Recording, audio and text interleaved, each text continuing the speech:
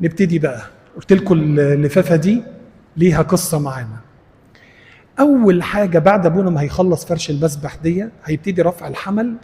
اللفافه دي ابونا هيروح واخدها ماسكها كده مطبقها 3-4 مرات ويروح حاططها جوه الكم بتاعه، او في طقس تاني اباء ياخدوها ويحطها على راسه، يروح عاملها كده ويروح عاملها. ليه؟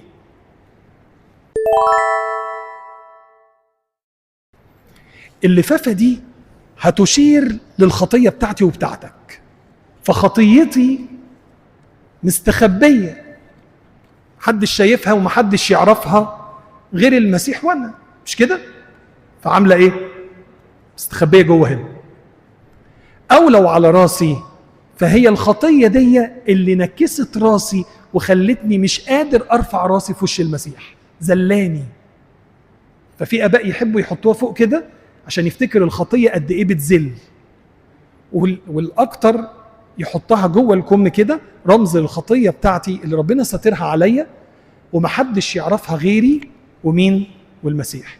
يفضل ابونا ماسك اللفافه دي كده، يرفع الحمل، يختار القربانه، يروح مطلع الايه؟ من شويه انا قلت لكم اثناء رفع الحمل دي اللحظه اللي المسيح فيها كان فين؟ كان في المعموديه. وهو في المعموديه يوحنا قال ايه لما شهد عنه؟ هذا هو حمل الله اللي هيعمل ايه؟ اللي هيرفع خطايا. ادي هين خطايا تروح طالعه على طول، ويروح المسيح ايه؟ شايلها ويروح واخدها، ويروح جاي ابونا واخد المسيح على اللفافه دي ويجي جوه ويروح القربانه طبعا في النص، بس احنا القربانه بتاعتنا هاتها يا القربانه هي اللي اختارها، ويروح ابونا لاففها كده ومغطيها. ليه بقى بيغطيها كده؟